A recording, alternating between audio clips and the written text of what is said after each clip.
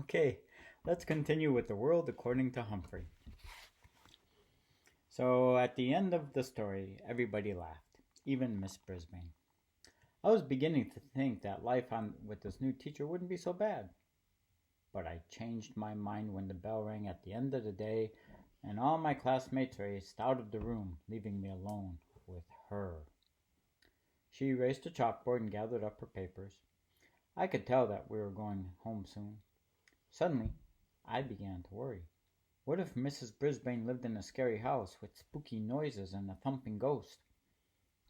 Or even worse, what if Mrs. Brisbane had a scary pet, like a dog?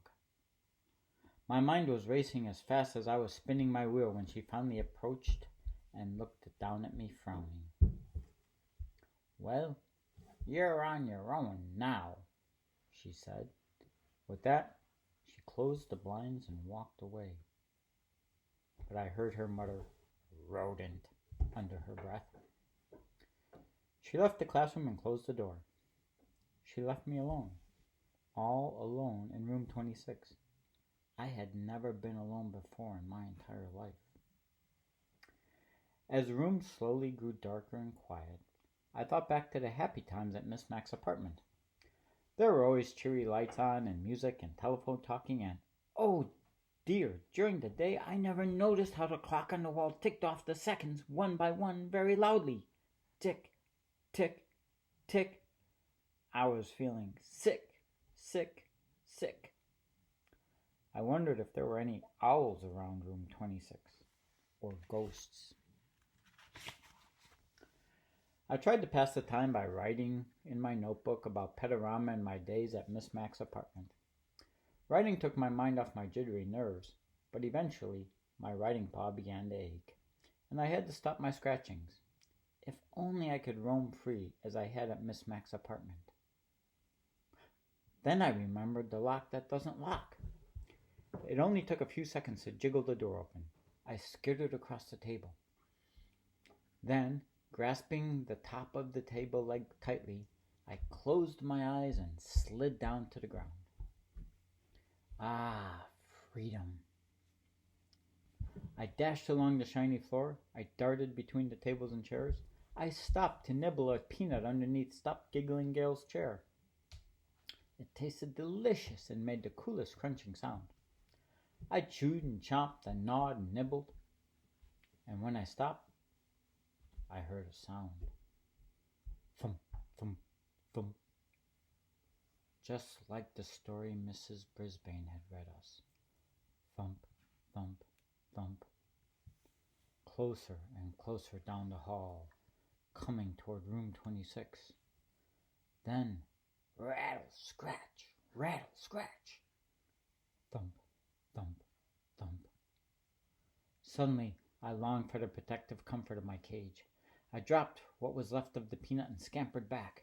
When I got to the table, I thought a terrible thought. I had slid down a smooth, shiny leg. Straight down, but I was going to climb up again. I flung myself against the table leg, grabbed on and pushed up, up, up. But I had only made a little progress when I began to slide down, down, down. I was right back where I started. The rattling got louder. The sounds weren't coming toward room 26 anymore. They were in room 26. Just then, I noticed a long cord running down the blinds. Without hesitation, I leapt up and grabbed the cord and began swinging back and forth.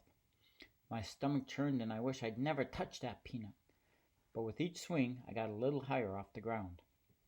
As soon as I saw the edge of the table, I closed my eyes and dived towards it. Whoosh! I slid across the table and scampered into the cage. As I pulled the door shut behind me, I was suddenly blinded by light. The something had turned on the lights and was clomping across the floor. It was huge and heavy, and it was coming right towards me. Just then, my eyes adjusted to the light, and I saw the thing. It was a man. Well, who have we here? A new student?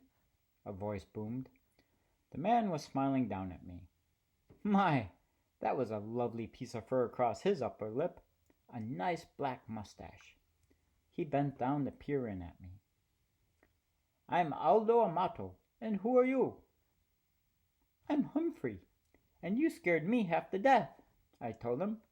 But as always, all that came out was squeak, squeak, squeak, squeak. Aldo squinted at the sign on my cage. Oh, you're Humphrey. Hope I didn't scare you half to death, he said with a laugh. I've just come to clean your room. I come every night. But where have you been? He said. He rolled up a big cart with a bucket and mops and brooms and all kinds of bottles and rags on it. Oh, that's right, he replied as if we were having a real conversation. Mrs. Brisbane came back today. She's a good teacher. You know, Humphrey, been teaching here a long time. Wish I'd had a good teacher like her. Say, do you like music, Humphrey? Squeak, squeak, squeak. I tried to tell him I love music almost as much as I love Miss Mac. Suddenly, a song came blasting out of the radio on his cart, and he set to work, sweeping, mopping, moving desks, and cleaning. But Aldo Amato didn't just dust and mop. He spun and swayed. He hopped and leaped. He twisted and twirled. How do you like the floor show? Aldo asked me as he grasped the mop like a dancer holding his partner. Get it? It's a floor show. 'Cause I'm cleaning the floor. Then Aldo roared the biggest roar of a laugh. His big mustache shook so much I thought it might fall out. It was the loudest laugh I ever heard. You like that? I'll show you some real talent, Humphrey. Aldo Amato picked up his broom and very carefully stood it up on the very tip, balancing on one outstretched fingertip. It wiggled from side to side, but Aldo moved the broom and managed to keep it balanced straight in the air for an amazingly long time. When he was finished, he bowed deeply and he said, What do you think? I'm going to join the circus. And he roared again. Then Aldo wiped his forehead with a big bandana and sat down at where the table was, where AJ usually sits. You know what, Humphrey? You're such good company. I think I'll take my dinner break with you. Do you mind? Please, please, please, I squeaked. Aldo pulled his chair right up to my cage. Hey, you're a handsome guy, like me. Here, a little bit of green won't hurt you, will it? He tore off a piece of lettuce from his sandwich and pushed it through the bars. Of course, I hid it in my cheek pouch. Aldo chuckled. Good for you, Humphrey. Always save something for a rainy day. The two of us shared a very pleasant meal as Aldo told me about how he used to have a regular job where he worked during the day. But then his company closed down and he couldn't find a job for a long time. He couldn't even pay the rent and he was lucky enough to get hired here at Longfellow School. He was glad to get the job, but it's lonely working at night because his friends usually work during the day. They can never get together like they used to. I tried to squeak to him all about the creatures like me that are nocturnal, and Aldo listened. I know you're trying to tell me something, Humphrey, but I can't tell what it is. Maybe you're just saying I'm not alone after all. Huh? Squeak! He understood. Aldo stood up and threw his trash into the plastic bag of his cart. Well, I've got a lot of other rooms to clean, my friend, but I'll be back again tomorrow night. Maybe I'll take my dinner break with you again. Aldo pushed his cart toward the door and reached for the light switch. No, no, no, I squeaked, dreading the thought of being plunged into darkness again. Aldo stopped. I hate to leave you in the dark, but if I don't turn off the lights, I could lose my job. He clumped back across the floor to the window. Tell you what, I'll leave the blinds open a little. There's a nice light right outside your window. As he turned off the lights and left, I chomped on the lettuce I'd saved and the basket in the warm glow of the streetlight. And my new friendship with Aldo. Tip 2. Hamsters are not picky about their food and eat very little. Make sure to feed your pet a wide variety of tasty foods. From the Guide to the Killer Feeding of Hamsters by Dr. Harvey H. Kammer.